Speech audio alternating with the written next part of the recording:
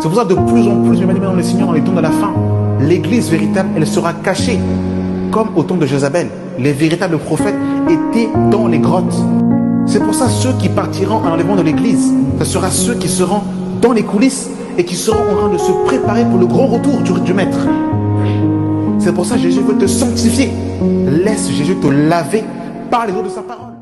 Que la grâce et la paix vous soient données de la part de Dieu notre Père par Jésus-Christ, le ressuscité du troisième jour. Nous aimerons parler, mes bien-aimés dans le Seigneur, d'un sujet que je trouve très important. C'est concernant le désordre dans les assemblées qui se réunissent dans les maisons. Aujourd'hui, mes bien-aimés dans le Seigneur, il est vrai que pour ceux qui connaissent la chaîne, nous avons beaucoup dénoncé le système religieux. Nous avons fait plusieurs volets à ce sujet sur le système religieux, le système babylonien, le système effectivement que nous rencontrons aujourd'hui où tout est préétabli, tout est prédéfini. C'est le système religieux tout simplement qui est mis en place et non la parole du Seigneur qui règne, mes bien-aimés dans le Seigneur. Nous avons dénoncé les catholiques, nous avons dénoncé, mes bien-aimés dans le Seigneur, les protestants, nous avons dénoncé les témoins de Jéhovah, les pentecôtistes, bref, nous avons dénoncé le système religieux en fond en comble. Nous avons fait plusieurs séries à ce sujet. Mais il y a une chose que nous n'avons pas dénoncée, c'est concernant les assemblées qui se rassemblent dans les maisons. Et effectivement, mes bien-aimés dans le Seigneur, on a longtemps cru qu'il suffisait de sortir des bâtiments pour revenir à la vérité. Et on s'est rendu compte, je me suis rendu compte qu'avec le temps, en fait, le désordre, c'est avant tout un état d'esprit. Le désordre n'est pas directement lié à un bâtiment. Non pas que j'encourage ici la construction des bâtiments ou que l'église de Dieu est un bâtiment, mais le désordre, le tohu-bohu, est d'abord avant tout un état d'esprit. Si nos esprits ne sont pas réformés, on peut quitter les églises bâtiments, aller dans les maisons et reproduire le même désordre, mais sous une autre forme. Et il est important, mes bien-aimés dans le Seigneur, que lorsque nous réformons nos voix, lorsque nous réformons nos cœurs, lorsque nous voulons revenir à la parole, parce que c'est le sujet et le grand thème de cette chaîne, c'est le retour à la parole. Nous nous efforçons, mes bien-aimés dans le Seigneur, de revenir au fondement des apôtres et des prophètes, Jésus-Christ étant lui-même la pierre angulaire, selon Éphésiens chapitre 2, le verset 20. Non pas que nous sommes meilleurs que les autres, non pas que nous sommes arrivés, non pas que nous sommes plus saints que les autres, mais nous nous efforçons d'appliquer nos cœurs et nous faisons des investigations pour savoir comment les chrétiens du premier ère se rassemblaient, comment la communauté fonctionnait afin de pouvoir pratiquer dans l'ère du temps dans lequel nous sommes, ce retour à la parole. Et bien évidemment, ce retour à la parole nécessite beaucoup de sacrifices, nécessite des renoncements, nécessite des recherches, des investigations, afin de pouvoir mettre en pratique, bien évidemment, le Seigneur, ce que Dieu attend de son ecclésia, car il dira, je bâtirai mon église. Donc l'église n'appartient ni à un homme, ni à une femme, mais elle appartient à Jésus-Christ. Donc nous ne pouvons pas moderniser la parole, nous ne pouvons pas modifier l'église de Dieu sur notre profit. Or, ce que nous constatons, c'est que beaucoup ont quitté les assemblées dénominationnelles, ont quitté le système religieux, non pas parce qu'ils ont compris la vérité de la volonté de Dieu. Certains ont quitté le système dénominationnel parce qu'ils n'avaient pas de poste, tout simplement. Certains voulaient un auditoire, par exemple. Ils n'ont pas réussi à obtenir l'auditoire quand ils étaient dans les églises dénominationnelles. Et dans les maisons, ils ont réussi à obtenir leur auditoire. Certains voulaient le ministère, ils n'ont pas obtenu le ministère dans le système religieux, ils sont devenus ministres dans les assemblées qui sont dans les maisons. Déjà, il y a un abus de langage déjà qu'il faut que l'on rectifie. L'église de maison n'existe pas. Parce que l'église, ce n'est pas la maison, mais ce sont les personnes qui sont dans la maison qui sont l'assemblée. Et effectivement, l'église de maison, comme on a l'habitude de dire, qui est des fois un abus de langage, des fois qu'on peut dire inconsciemment, c'est devenu aussi un système. Parce qu'effectivement, Dans le système religieux, c'est quadrillé. Tu ne peux pas venir un dimanche comme ça et tu entames un cantique, tu ne peux pas. Parce qu'en fait, il y a la chorale. Tu ne peux pas venir, oui, j'ai une exhortation, je vais partager mon exhortation. Tu ne peux pas poser ta question comme ça. Tu n'as pas le droit de ne pas être d'accord avec un message qui est donné. Tu viens, tu t'assois et puis tu te tais. Et voilà, c'est ce qu'on te demande. Dans les assemblées qui sont dans les maisons, on peut effectivement entamer un cantique. Si on a une exhortation, on peut la porter. Si on a un songe, on peut la porter. Et si on a beaucoup de connaissances, on peut même beaucoup débiter, prendre le micro. Et en fait, ce qu'on se rend compte, effectivement, c'est que beaucoup qui ont quitté les églises dénominationnelles et qui sont partis dans les maisons, beaucoup d'entre eux sont tout simplement, ont été frustrés des dénominations. Et dans les maisons, ils ont trouvé, mes bien-aimés dans le Seigneur, cette liberté, où il n'y avait plus justement en fait cette main mise sur eux, où en fait effectivement c'est voilà la liberté. Je vous donne un exemple. Effectivement des choses que l'on dénonce dans les dénominations, mais des fois qui sont à retenir et à mettre en pratique dans les dénominations, mes bien-aimés dans le Seigneur. Regardez, mes bien-aimés dans le Seigneur, dans les dénominations, dans les églises évangéliques, la discipline qu'il y a par rapport à la régularité des dimanches.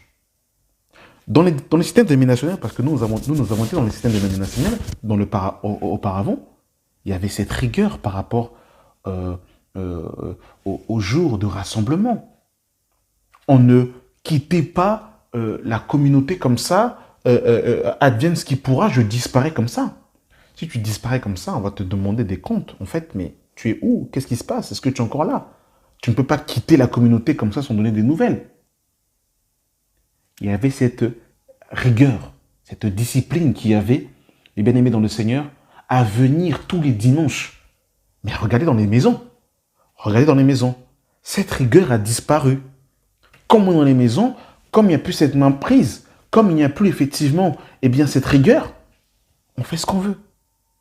Dimanche, si je viens, je viens. Si j'ai pas envie de venir, je ne viens pas. Est-ce qu'on se pose la question, mes bien-aimés dans le Seigneur, est-ce que je vais aller au travail? On ne se pose pas la question. On ne se pose pas la question, est-ce que demain je vais aller travailler? Non. Cette question ne nous traverse même pas l'esprit.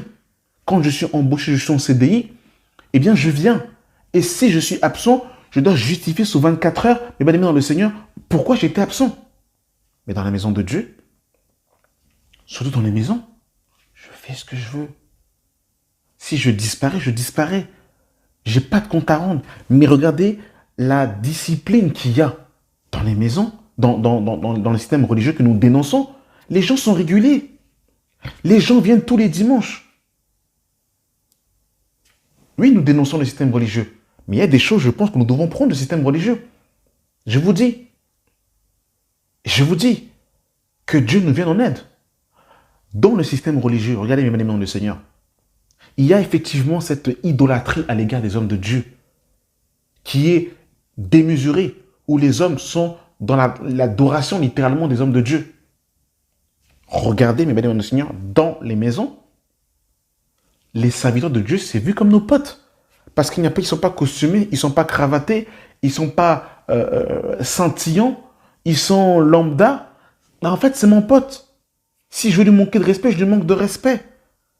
Si je veux le toiser, je veux le toiser. Parce qu'on est dans une maison. Et ça, c'est le désordre, mes bien-aimés dans le Seigneur, que l'on voit malheureusement dans nos assemblées. Et il ne faut pas qu'il en soit ainsi, mes bien-aimés dans le Seigneur. Dans le système religieux là-bas, on donnait nos dîmes et nos offrandes. Tout le monde nous mettait la pression, on donnait, on avait l'argent.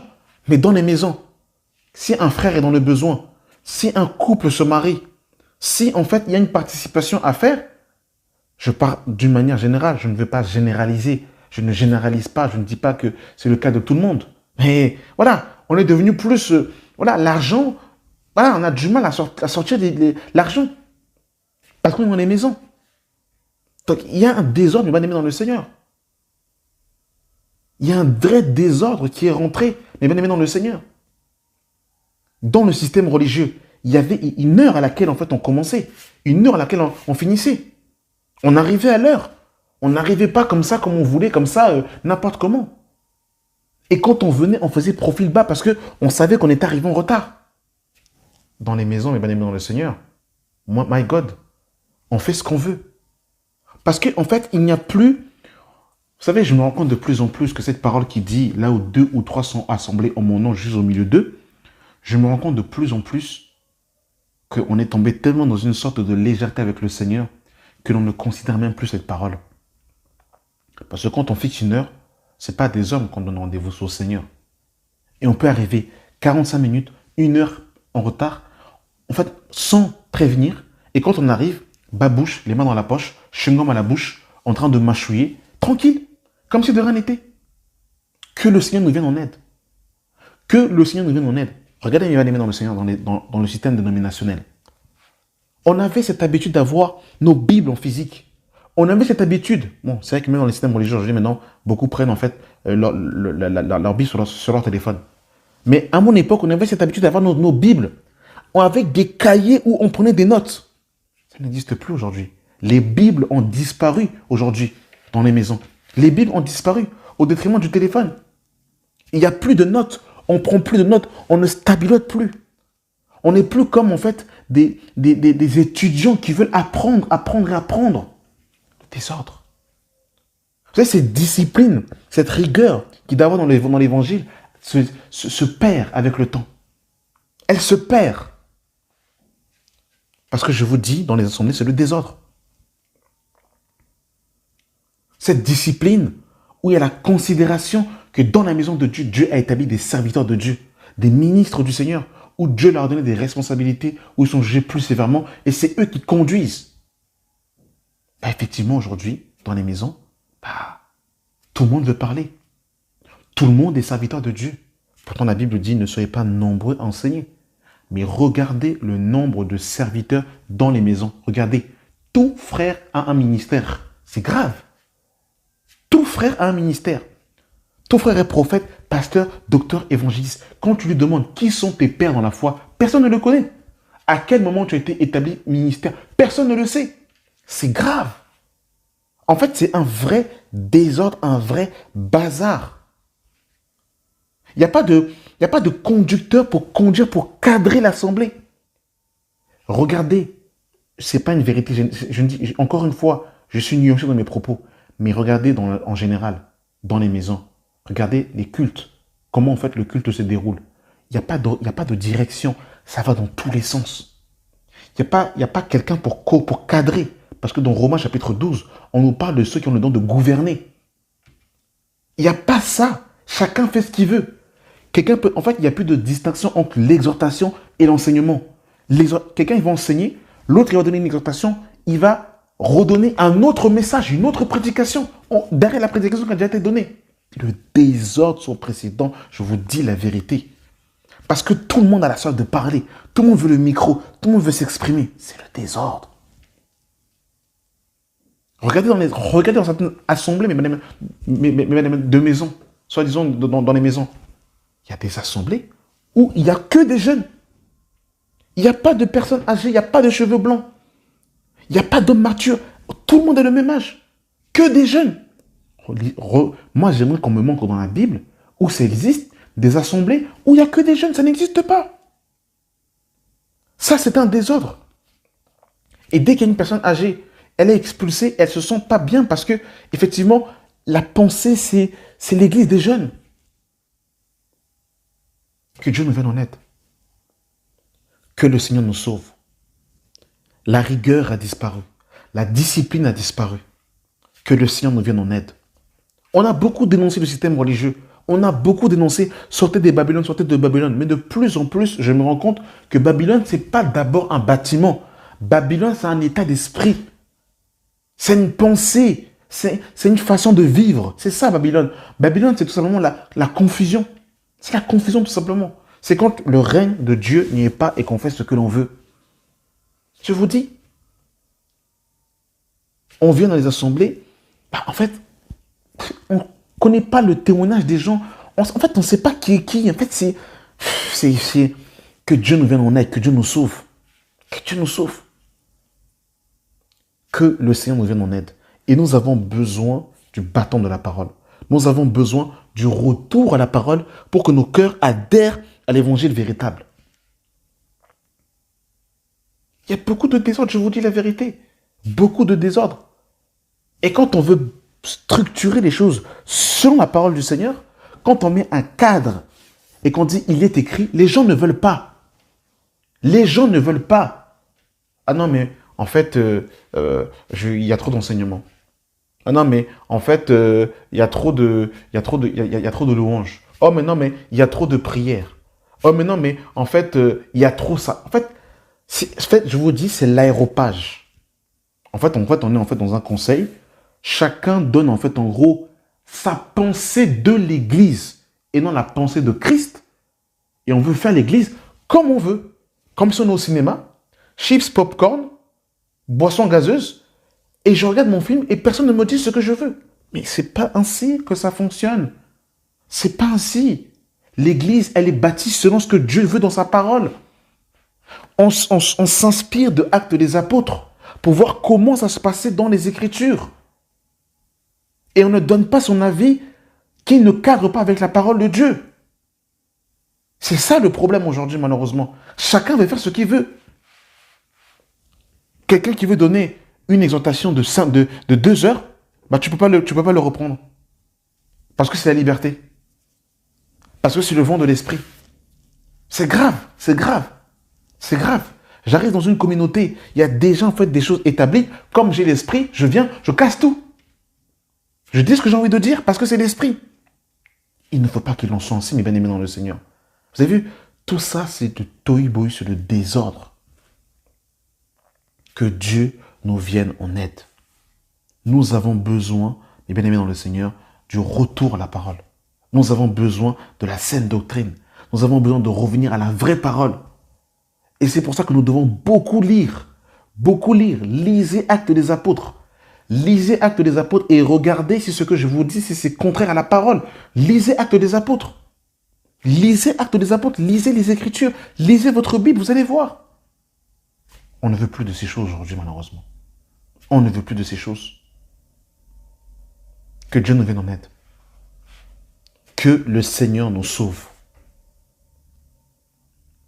Et effectivement, il est bon de se poser des questions pour la progression d'une assemblée, d'une communauté, mais sur la base de ce que Dieu dit dans sa parole.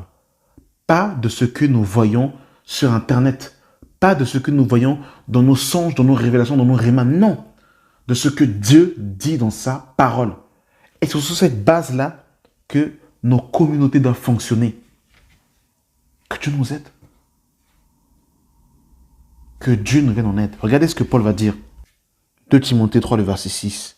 Il en est parmi eux qui s'introduisent dans les maisons et qui captivent des femmes d'un esprit faible et borné, chargés de péché, agités par toutes sortes de passions. Apprenons toujours et ne parvenons jamais à la connaissance de la vérité. Je vous dis la vérité, sincèrement, je n'arrive pas à comprendre comment en une année, on est capable de faire 3 assemblées, 4 assemblées, 5 assemblées. On se balade comme ça, on va de serviteur en serviteur, on va de prédication en prédication, on va de message en message. Ça, c'est de la prostitution spirituelle. Et quand vous regardez ces personnes-là, ils ne grandissent pas. Et c'est souvent les sœurs qui se font berner comme ça par des personnes qui ont soif tout simplement d'avoir un auditoire. C'est grave. C'est grave. On écoute tous les prédicateurs sur Internet, mais c'est compliqué. Comment on arrive à écouter plusieurs semences en même temps? C'est pour ça que les gens sont troublés au-dedans d'eux. C'est pour ça qu'ils ne sont jamais bâtis dans la saine doctrine. Parce qu'ils sont toujours dans des fausses doctrines. Ils écoutent tous les messages sur du monde. Internet a apporté de bonnes choses, mais Internet a aussi apporté beaucoup de désordre. Beaucoup de désordre. Je vous dis la vérité. Vous savez, Internet et le terrain, ça n'a rien à voir. Prêcher sur Internet, prêcher sur un canapé, prêcher en débardeur sur son lit superposé, n'a rien à voir avec conduire une assemblée. Conduire une assemblée, tu dois suivre les âmes, tu dois gérer les histoires, tu dois prier pour les gens, tu dois supporter. Ta vie est exposée, tu dois toi-même être un témoignage, ça n'a rien à voir. Ça n'a rien à voir, je vous dis la vérité. Mais aujourd'hui, malheureusement, c'est le désordre. Chacun fait ce qu'il veut. On choisit nos prédicateurs. On ne choisit pas nos prédicateurs dans la vérité. C'est Dieu qui nous donne des serviteurs selon nous. On ne choisit pas nos parents dans la chair. Il en est de même dans l'esprit. C'est comme si on est dans un supermarché et en fait, on est en train de prendre ce que l'on veut, ce que l'on veut pas, ça je veux pas. Moi, ça je suis d'accord, ça je suis pas d'accord. Et en fait, quand tu poses la question à la personne, mais pourquoi tu n'es pas d'accord? Il n'y a aucun argument biblique. C'est tout simplement parce que les personnes, en fait, veulent simplement, en fait, ne pas avoir quelqu'un au-dessus d'eux. Que Dieu nous vienne en aide. Que Dieu nous vienne en aide, mes bien-aimés dans le Seigneur. Que Dieu nous sauve. Je vous dis la vérité. Nous avons besoin de la grâce de Dieu. Nous avons besoin de la grâce de Dieu. Il faut que Dieu nous vienne en aide et que Dieu nous sauve. Donc, mes bien-aimés dans le Seigneur, oui, le système religieux, ok, nous avons dénoncé les chorales, les dîmes, les collets cléricaux, toutes ces choses, la pression des pasteurs, nous avons dénoncé toutes ces choses, c'est bien. Ok, maintenant, concrètement, nous qui avons quitté le système religieux et qui, soi-disant, se sont réfugiés dans les assemblées, qu'est-ce qu'on fait concrètement? Concrètement, qu'est-ce que l'on fait? Quelle est la différence entre le système religieux et, voilà, ou c'est tout simplement la liberté que nous faisons? C'est la vie de péché que nous voulons. Parce que dans les maisons, bah voilà, tu peux facilement te glisser, voilà, t'esquiver, tu fais un peu ta petite vie, etc., etc. Que Dieu nous vienne en aide. Nous avons sincèrement besoin de la grâce de Dieu. Le système dénominationnel que nous avons beaucoup dénoncé, mais les églises qui se rassemblent dans les maisons ont aussi besoin d'une véritable réforme. Les cœurs ont besoin d'être réformés. Nos cœurs ont besoin de revenir à la parole et de s'aligner à ce que Dieu dit dans sa parole. Parce qu'effectivement, aujourd'hui, c'est vraiment la cacophonie, c'est le désordre. Chacun fait ce qu'il veut. Que la grâce de Dieu soit sur nos cœurs, soit sur nos vies, que Dieu nous donne de revenir à l'évangile véritable, de revenir à la vraie parole. Amen. Merci d'avoir pris le temps d'écouter cet audio et que la grâce et la paix soient avec vous au nom de Jésus. Amen.